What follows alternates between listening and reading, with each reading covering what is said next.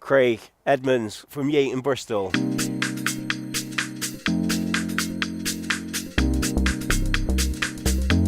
Well, one thing I learnt this year, and it's probably what I've gone wrong in previous years, is I did have a tendency to sort of, I would always have a few lines like everyone else, but I'd have a tendency to catch a few fish, and I would feed and move elsewhere, and kind of leave it. And I've realised this year, especially on in the early matches, that the minute you feed, those fish will come over that bait instantly. And sometimes if you leave it longer than 10-15 minutes, you kind of miss out on that 2 or 3 sort of big fish that come straight in over the top of it. And it's worked for me a lot this year, where I've fed, gone straight in, caught a few fish, moved somewhere else, fed, straight over the top, caught a few fish, and then come back. As opposed to feed in and move in, feed in and move in. On Kerry, where they're smaller skimmers, I just tend to, I don't feed a big amount at the start. I'll just keep topping up with little balls, because it tends to work for those small skimmers. You can almost feed, every sort of 2 fish, put a little ball in, 2 fish, put a little ball in. As opposed to on sort of logs and some pegs on Campbell, where the bigger quality skimmers live, I tend to find, I kind of spread my bait, put maybe 3 or 4 balls in at the start, keep topping up, but I like to spread it a little bit, because I think those bigger sort of wary skimmers, they tend to sort of, they like grazing over a bigger area, and you tend to catch a lot of them on the back of your feed.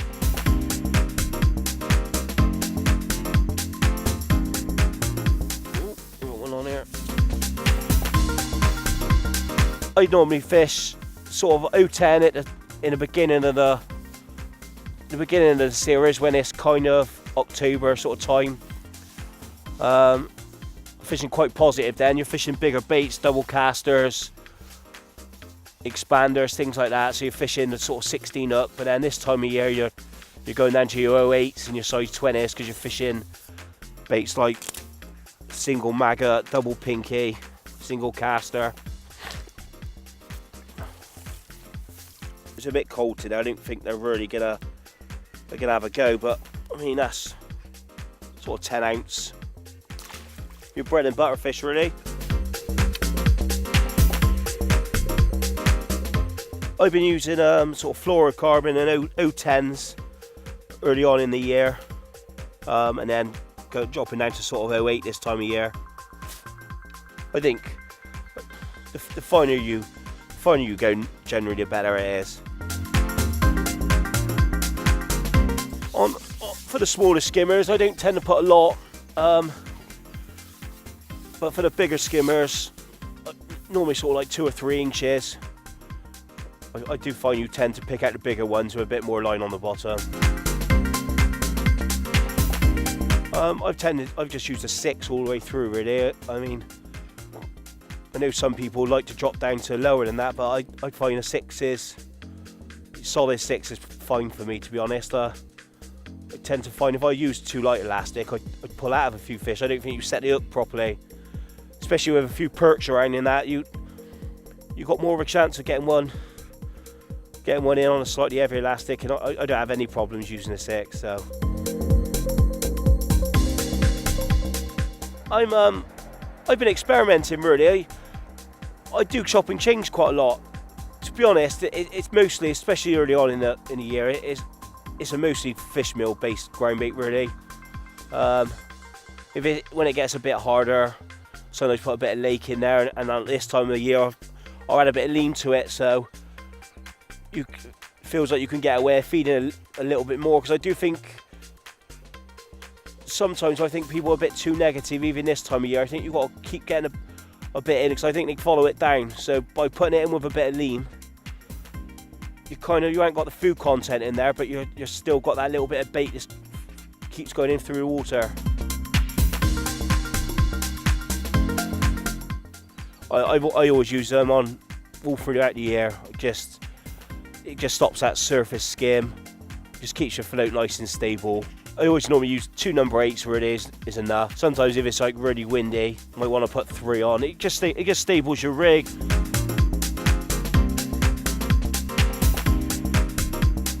Got another one on.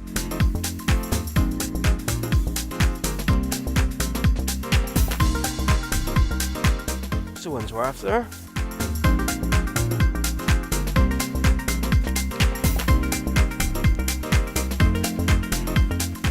Without a doubt, that's the ones you're after.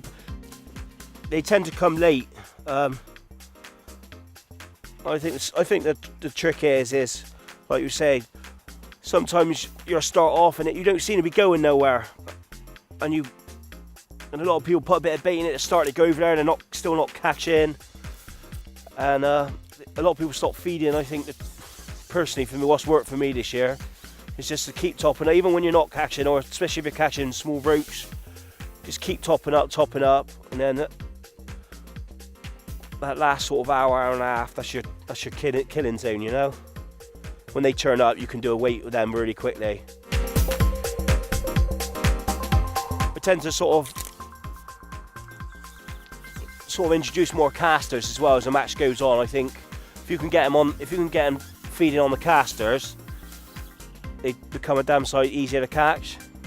I think if you just stick into just feeding, I think those bigger fish they tend to like the casters. I think the ground bait's your initial attraction that you put in. I think as the match goes on, those big fish, they want to come in, grub around on the casters, and only chucking a handful of casters in your ground bait, really, they're not going to stay there for long. It's amazing how much, once they're properly feeding, how much you can actually get through. It's quite surprising. People be surprised. I mean, the first couple of matches I've had 3 or 4 pints both days, and when they're feeding, you can literally go through a pint and a half in an hour that quickly. Turn out now, aren't they? It's good timing, really.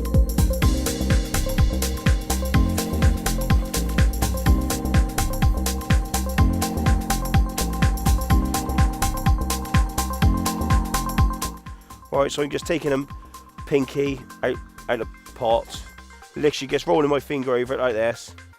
All you're doing is you're just killing it off so it doesn't move. So when you put it on the hook, it's not going to fold back over. What I tend to do, I hook one through the sort of the top end where you see the 2 eyes, and then the second one through his tail. Just leaves a bit more sort of hook showing, less likely to get sort of wrap overs, because the last thing you want really when you're skimmer fishing is for the maggot to fold back over the point of the hook, and you lose the fish, because they have got a tendency to spook off when you start losing a few. I keep it pretty much as still as possible, really.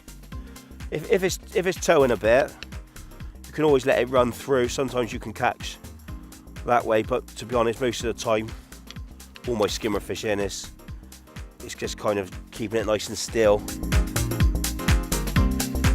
I'm probably one of the most untidy anglers in the world, so it actually makes me tidy. It sucks.